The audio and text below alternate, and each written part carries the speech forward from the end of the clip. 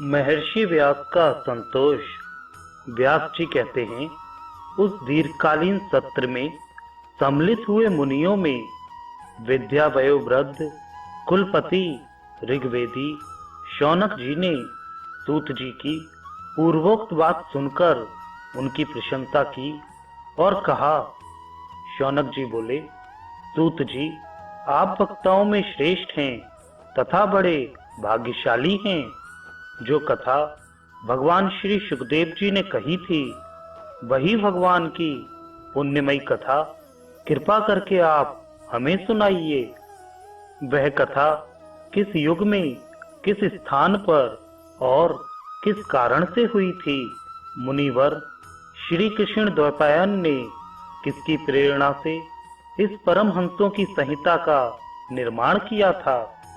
इनके पुत्र सुखदेव जी बड़े योगी, समदर्शी, भेदभाव रहित, संसार निद्रा से जगे एवं निरंतर एकमात्र परमात्मा में ही स्थित रहते हैं।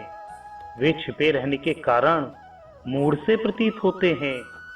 व्यास जी जब सन्यास के लिए वन की ओर जाते हुए अपने पुत्र का पीछा कर रहे थे, उस समय जल में स्नान करने वाली स्त्रियों ने नंगे सुखदेव को देखकर तो वस्त्र धारण नहीं किया, परंतु वस्त्र पहने हुए व्यास जी को देखकर लज्जा से कपड़े पहन लिए थे। इस आश्चर्य को देखकर जब व्यास जी ने उन स्त्रियों से इसका कारण पूछा, तब उन्होंने उत्तर दिया कि आपकी दृष्टि में तो अभी स्त्री पुरुष का भेद बना हुआ है, परंतु आपके पुत्र की शुद्ध दृष्टि में यह भेद नहीं है। कुरजांगल देश में पहुंचकर हस्तिनापुर में वे पागल, गूंगे तथा जड़ के समान विचरते होंगे। नगरवासियों ने उन्हें कैसे पहचाना? पांडव नंदन राजऋषि परीक्षित का इन मौनी सुखदेव जी के साथ संवाद कैसे हुआ, जिसमें यह भागवत संहिता कही गई? महाभाग श्री सुखदेव जी तो गृहस्थों के घरों को तीर्थ स्वरूप बना देने के लिए उतनी ही देर उनके दरवाजे पर रहते हैं, जितनी देर में एक गाय दुही जाती है। सूत जी, हमने सुना है कि अभिमन्यु नंदन परीक्षित भगवान के बड़े प्रेमी भक्त थे। उनके अत्यंत आश्चर्यमय जन्म और कर्मों का भी वर्णन कीजिए। वे तो पांडव वंश के गौरव बढ़ाने वाले सम्राट थे। वे भला किस कारण से साम्राज्य लक्ष्मी का परित्याग करके गंगा तट पर मृत्यु पर्यंत अनशन का व्रत लेकर बैठे थे? शत्रुगण अपने भले के लिए बहुत सा धन लाकर उनके चरण रखने की चौकी को नमस्कार करते थे। वे एक वीर युवक थे। उन्होंने उस दुस्त्यज लक्ष्मी को अपने प्राणों के साथ भला क्यों त्याग देने की इच्छा की? जिन लोगों का जीवन भगवान के आश्रित है, वे तो संसार के परम कल्याण, अभ्युदय और समृद्धि के लिए ही जीवन धारण करते हैं। उसमें उनका अपना कोई स्वार्थ नहीं होता। उनका शरीर तो दूसरों के हित के लिए था। उन्होंने विरक्त होकर उसका परित्याग क्यों किया? वेदवाणी को छोड़कर अन्य समस्त शास्त्रों के आप पारदर्शी विद्वान हैं। सूत जी, इसलिए इस समय जो कुछ हमने आपसे पूछा है, वह सब कृपा करके हमें कहिए। सूत जी ने कहा, इस वर्तमान चतुर्युगी के तीसरे युग द्वापर में महर्षि पराशर के द्वारा वसु कन्या सत्यवती के गर्भ से भगवान के कलावतार योगीराज व्यास जी का जन्म हुआ। एक दिन वे सूर्योदय के समय सरस्वती के पवित्र जल में स्नान आदि करके एकांत पवित्र स्थान पर बैठे हुए थे। महर्षि भूत और भविष्य को जानते थे। उनकी दृष्टि अचूक थी। उन्होंने देखा कि जिसको लोग जान नहीं पाते, ऐसे समय के फेर से प्रत्येक युग में धर्म संकरता और उसके प्रभाव से भौतिक वस्तुओं की भी शक्ति का ह्रास होता रहता है। संसार के लोग श्रद्धाहीन और शक्ति रहित हो जाते हैं। उनकी बुद्धि कर्तव्य का ठीक ठीक निर्णय नहीं कर पाती और आयु भी कम हो जाती है। लोगों की इस भागहीनता को देखकर उन मुनीश्वर ने अपनी दिव्य दृष्टि से समस्त वर्णों और आश्रमों का हित कैसे हो इस पर विचार किया। उन्होंने सोचा कि वेदोक्त चातुहोत्र कर्म लोगों का हृदय शुद्ध करने वाला है। इस दृष्टि से यज्ञों का विस्तार करने के लिए उन्होंने एक ही वेद के 4 विभाग कर दिए।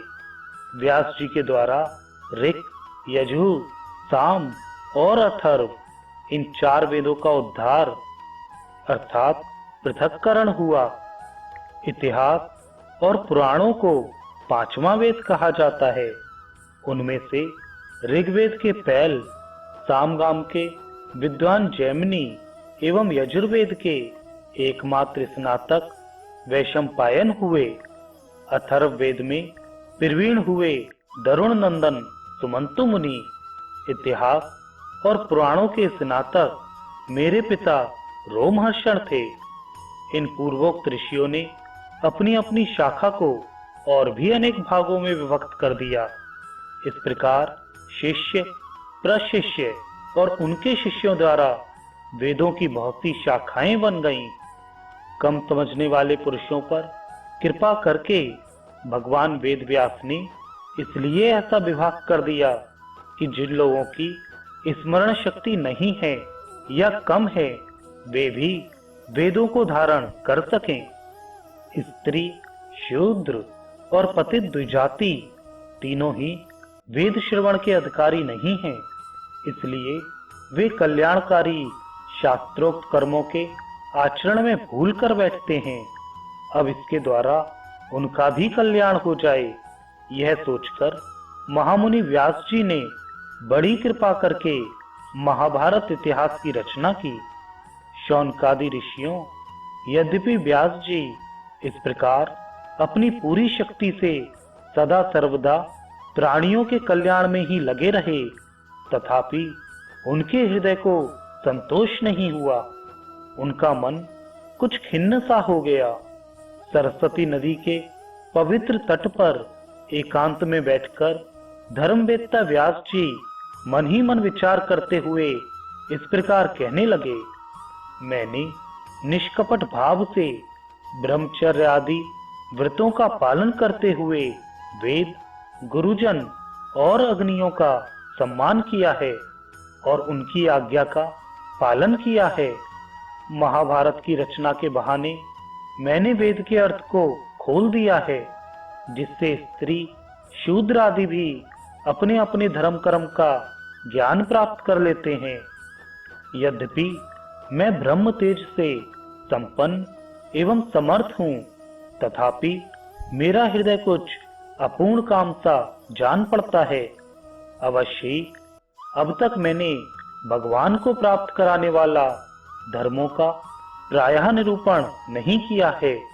वे ही धर्म परमहंसों को प्रिय हैं और वे ही भगवान को भी प्रिय हैं। हो ना हो मेरी अपूर्णता का यही कारण है। श्री कृष्ण द्वैपायन व्यास इस प्रकार अपने को अपूर्ण सा मानकर जब खिन्न हो रहे थे, उसी समय पूर्वोक्त आश्रम पर देव ऋषि नारद जी आ पहुंचे। उन्हें आया देख व्यास जी तुरंत खड़े हो गए। उन्होंने देवताओं के द्वारा सम्मानित देव ऋषि नारद की विधि पूर्वक पूजा की।